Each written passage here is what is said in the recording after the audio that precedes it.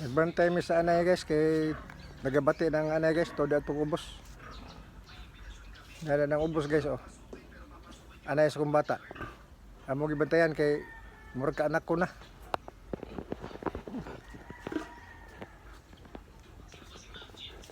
Na guys oh.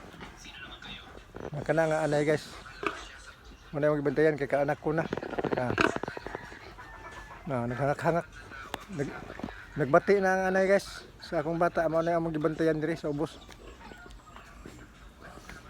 Gabi pa siguro ni mga anak guys, sa gana ng anay mga anak magabi. Kaya og di bantayan guys. Basta yung mga ipit may nang bantayan kay ano gun kaayo. Pero bang haguan yung magbuhi og anay.